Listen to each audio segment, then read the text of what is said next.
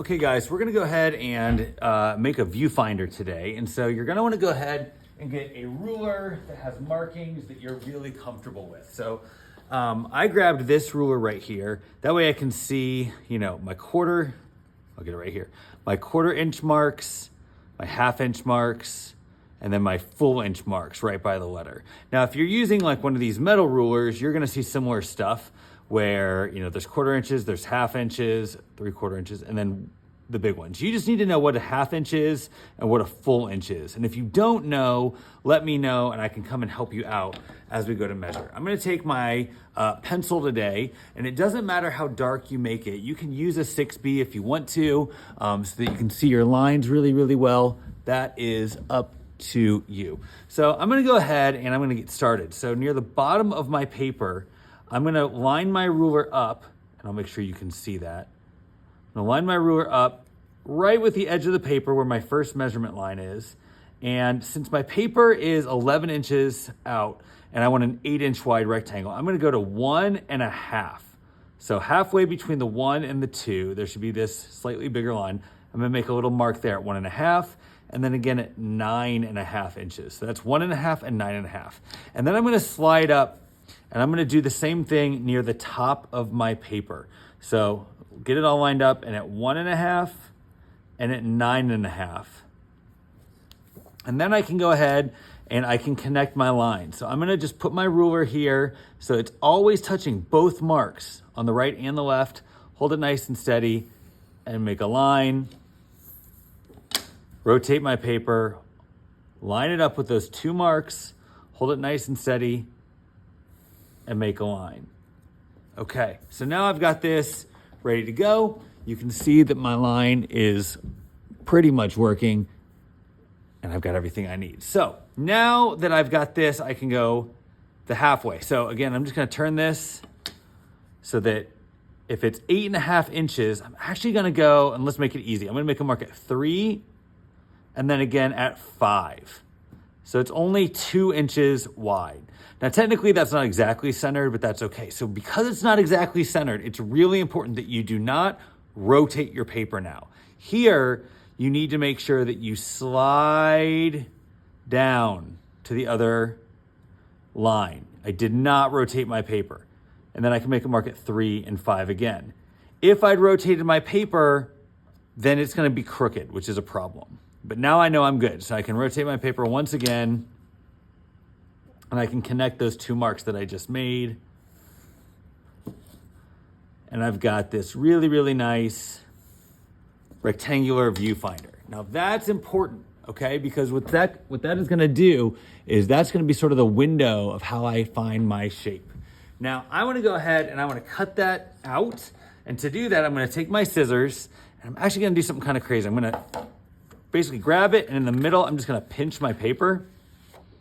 I'm not folding the whole paper in half, I'm just putting this little pinch in it. Right there where the pinch is, I'm gonna make a snip, because that allows me now to cut a hole in the center of my viewfinder. So I've got this hole there.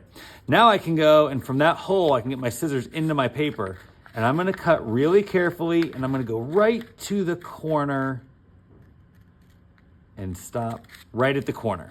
And I'm gonna do that in all 4 corners. I'm gonna cut across right to the corner, stop.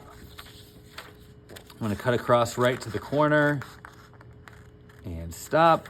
And then one more time. And it's really important that you get right to those corners. I almost got off and stop.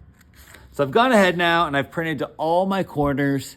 And now I can go in and I can pull one corner up, and I can see the edge right here. I can see my line, and this is where it's so important to go nice and slow. Get right on your line with your scissors. And I cut across, and that pulls right out. See how I did that? Same thing, now I can do that on all 4 sides. And I'll do that really, really quickly, where I go across, and I'm right on the line. I'm cutting carefully.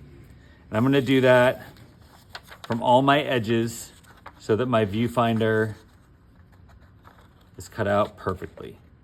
All right, I will come back when that's done. Okay, I got them all cut out, so I'm good to go. I can put my scissors away. Next thing I'm gonna do is I'm gonna take my ruler again, and now I'm gonna make some marks that are gonna help me know where to put stuff when it's time to start my drawing. So I'm gonna line my ruler up now with the inside of my viewfinder, and I can see that it's 8 inches long. That's great. So I'm gonna make a little mark at 1/2 inch and then 1 full inch. I'm gonna keep doing that every 1/2 inch and full inch, and you'll see I'm making my full inch marks a little bit taller. So I'm marking at every 1/2 inch, and this is gonna help me know how to space everything out well, where all my proportions go when I do my final autobiographical still life project. So again, I'm making marks at every 1 inch, every 1/2 inch as well. So 1/2 inch, full inch, 1/2 inch, full inch, 1/2 inch, full inch. And I'm trying to speed through this so that you don't have to watch this happen for a million years. But now I've got all my marks made. And on the side, I'm gonna do the exact same thing. I'm gonna go in and do 1/2 inch, full inch, 1/2 inch. So I've got marks that show me on both sides. So now what's happening is I should have a really, really nice viewfinder that has all my measurements ready to go, and I can see where my work is. And that's perfect, because now if I take my work and I slip it in here, you know, I can kind of play around with the best spot. So I'm gonna tape this down just so it doesn't shift too much while I do this. But I'm gonna go ahead now and I can put my viewfinder on here and I can start to explore a little bit. Now I should never explore off the edge or even this white border on the edge. I don't wanna see that. So I need to stay within my parameters all the time, but I can look and think, okay, what's the best possible composition? Where do I have good, interesting texture, good range of values, compositionally, what's working well, and what includes the stuff that I want. Now, it might be hard. You're gonna have to make some hard choices because you might get to an area, you know, I might think, shoot, I like this. I don't have Spider-Man. Maybe I do this, but then now my brush is perfectly lined up with the edge. That's not good. So I need to think about still including my diagonals and my overlaps, but I can go ahead and find the most interesting section of my image. And don't be afraid to kind of really turn it and twist it. I might be able to do some cool stuff. Oh, I think I actually like this. Just a little bit of Spidey in there. This might do it. We'll see. Also, look at your central area. Is that an interesting composition or is it kind of empty and vague? Okay, I might need to shift over a little bit more. And, you know, I got to be strategic.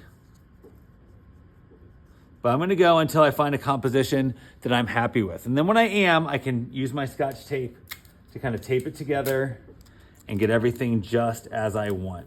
So I've got some tape there and there. And now I know this is the composition I want to use for my project. And now you've made your viewfinder.